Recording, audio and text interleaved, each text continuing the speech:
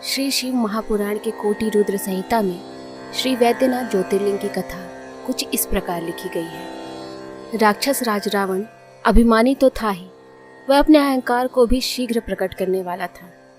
एक समय वह कैलाश पर्वत पर भक्तिभाव पूर्वक भगवान शिव की आराधना कर रहा था।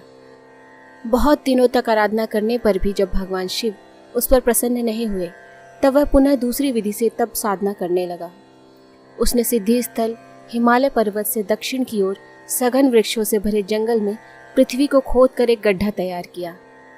राक्षस कुलभूषण उस रावण ने गड्ढे में अग्नि की स्थापना करके हवन आरंभ कर दिया। उसने भगवान शिव को भी वही अपने पास ही स्थापित किया था। तब के लिए उसने कठोर संयम नियम को धारण किया। वह गर्मी के दिनों में 5 अग्नियों के बीच में बैठकर पंचाग्नि सेवन करता था, तो वर्षा काल में खुले मैदान में चबूतरे पर सोता था और शीतकाल में आकंठ जल के भीतर खड़े होकर साधना करता था। इन 3 विधियों के द्वारा रावण की तपस्या चल रही थी। इतने कठोर तप करने पर भी भगवान महेश्वर उस पर प्रसन्न नहीं हुए। ऐसा कहा जाता है कि दुष्ट आत्माओं द्वारा भगवान को रिझाना बड़ा कठिन होता है। कठिन तपस्या से जब रावण को सिद्धि नहीं प्राप्त हुई, तब रावण अपना एक एक सिर काटकर शिव जी की पूजा करने लगा।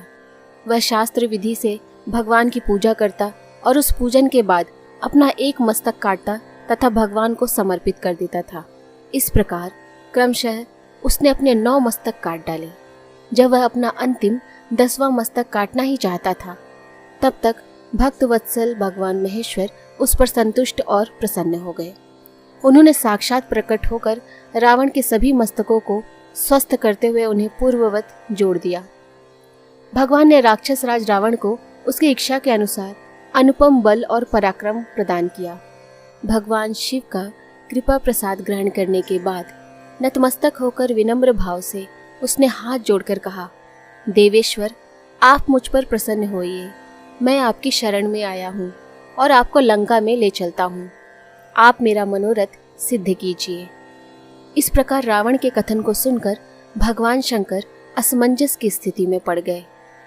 उन्होंने उपस्थित धर्म संकट को टालने के लिए अनमने होकर कहा, राक्षस राज, तुम मेरे इस उत्तम लिंग को भक्ति भाव पूर्वक अपनी राजधानी में ले जाओ, किंतु यह ध्यान रखना, रास्ते में तुम यदि इसे पृथ्वी पर रखोगे तो वह वही अचल हो जाएगा। अब तुम्हारी जैसी इच्छा हो वैसा करो। भगवान शिव द्वारा ऐसा कहने पर बहुत अच्छा, ऐसा कहता हुआ राक्षस राज रावण उस शिवलिंग को साथ लेकर अपनी राजधानी लंका की ओर चल दिया। भगवान शंकर की माया शक्ति के प्रभाव से उसे रास्ते में जाते हुए पेशाब करने की प्रबल इच्छा हुई। सामर्थ्यशाली रावण मूत्र के वेग को रोकने में असमर्थ रहा और शिवलिंग को एक ग्वाले के हाथ में पकड़ाकर स्वयं पेशाब करने के लिए बैठ गया।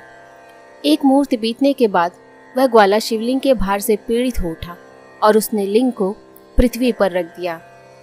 पृथ्वी पर रखते ही वह मणिमय शिवलिंग वहीं पृथ्वी में स्थिर हो गया। जब शिवलिंग लोक कल्याण की भावना से वहीं स्थिर हो गया, तब निराश होकर रावण अपनी राजधानी की ओर चल दिया। उसने राजधानी में पहुंचकर शिवलिंग की सारी घटना अपनी पत्नी मंदोदरी से बताई। देवपुर के इंद्र आदि देवताओं और ऋषियों ने लिंग संबंधी समाचार को सुनकर आपस में परामर्श किया और वहां पहुंच गए। भगवान शिव में अटूट भक्ति होने के कारण उन लोगों ने अतिशय प्रसन्नता के साथ शास्त्र विधि से उस लिंग की पूजा की। सभी ने भगवान शंकर का प्रत्यक्ष दर्शन किया।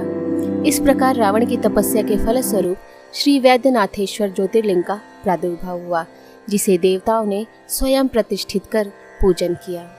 जो मनुष्य श्रद्धा भक्ति पूर्वक भगवान श्री वैद्यनाथ का अभिषेक करता है, उसका शारीरिक और मानसिक रोग अतिशीघ्र नष्ट हो जाता है।